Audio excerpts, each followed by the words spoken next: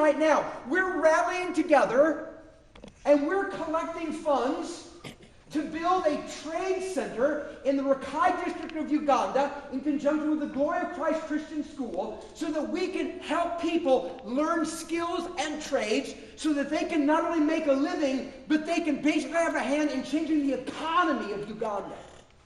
What are we doing? We're making a moral choice to embrace a course of action that will radically impact the lives of others for good. As humans, we all have that power. And while we can have illustrations on the grand scale, don't we experience this daily? Hey, isn't it true? Somebody can say or do something that either makes or ruins your day. Right? It can happen. And isn't this also true? You can do and say something that will either make or ruin somebody else's day.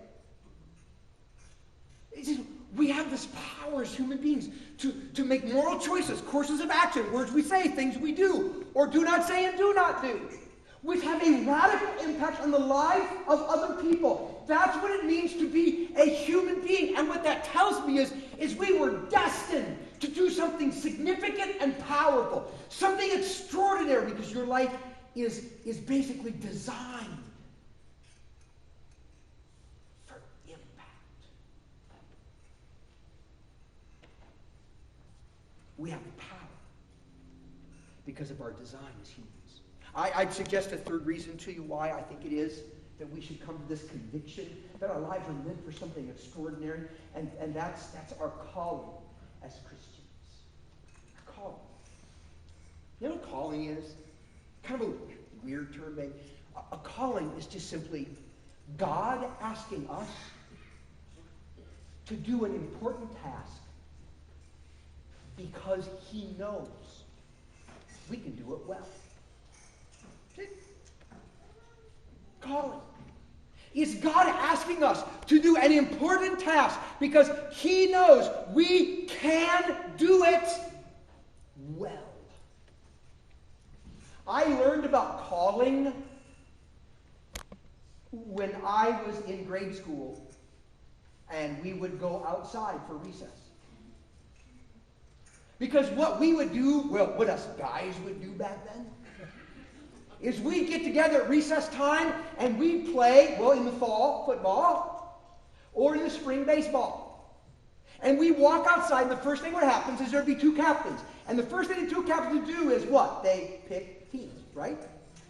Okay, I'll take, Mike, I'll take Joe, I'll take Sam, I'll take Henry. And so we pick teams. And then after we pick teams, then what the captain does is, okay, now, you play shortstop, you play center field, you pitch. He would put them in positions.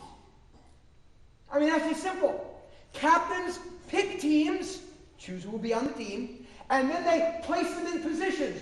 Go there and do that job because I think you can do that job well. Did you know that God does basically the same thing? Here's a fascinating verse found in John chapter 15 and verse 16.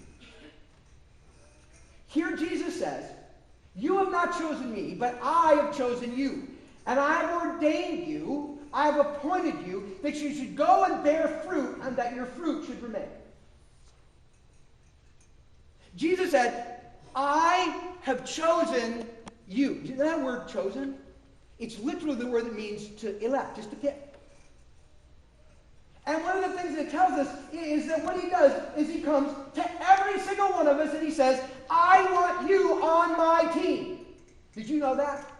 Did you know that Jesus is coming to every one of us this morning and saying, "I want you on my team"? I don't care where you've been. I don't care what you've done. I don't care how checkered your past is. I don't care how scarred up you may be. I don't care how many dysfunctions you may have. I want you on my team just as you are. That's what God's really like. I want you on my team.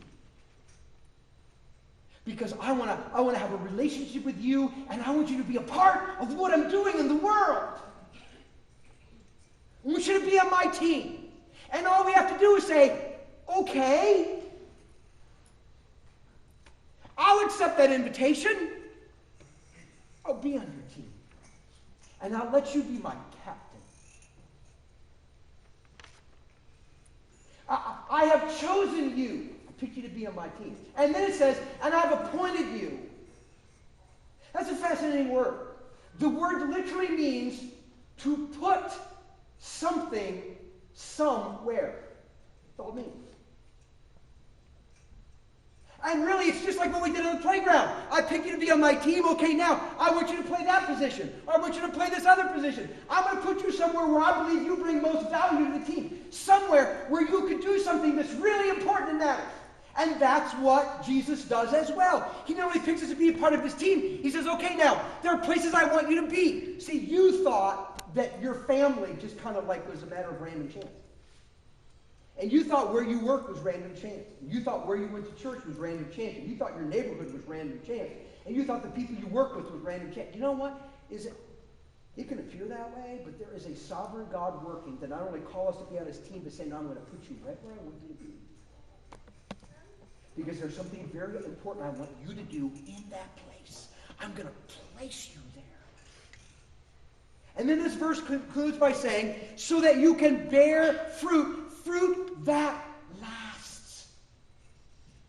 And that's really a way of saying, okay, look, the reason I've done this is so that you can be successful, so that you can have an impact that makes a difference for time and eternity. You are called to be a part of his team. You are placed exactly where he wants you to be, because while you're there, he wants you to have the kind of impact on others that changes their lives for time and eternity. That's your calling. And anything less is underneath what God has invited you to do. So I look at it and go, wow, the history of God. He loves to use ordinary people to do extraordinary things. It's just the way it works.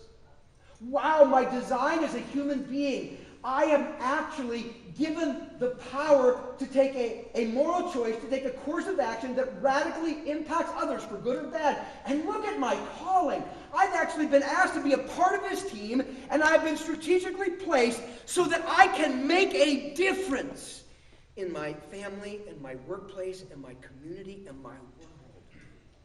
And I would just suggest that if those things are true, then the only rational thing to do is to live with this conviction. I am intended to live an extraordinary life. Do you believe that? If you're like me, here's the way it works. I believe it on Sunday morning. And then something happens to me every week. It's called Monday. Man, Monday. And then we get back into the routine of the week. And we run up against two things. We run up against an internal voice that says, man, you are screwed up. Look at what you have done. Look at what you haven't done. Look what your problems are. Look what your flaws are. And that inner voice is just picking, condemning, judging, pointing out all the stuff. And the net effect of that is there's no way a person like me could ever be intended for something extraordinary. Someday I'm hoping to grow so much I might become normal, average, something. Man. And then there are the external voices. You ever notice our world is filled with critics? You notice that? Man, they're everywhere. And it's like, they kind of point out things about you that don't quite measure up. Usually it's just kind of nitpicking little stuff, reminding of certain stuff. Sometimes it's just that look. You know what I'm talking about? I mean, it's like there are so many people around us that they send these signals, verbal signals, other signals that are more intangible, that are basically saying, Matt, dude, you know what? You seriously got a problem.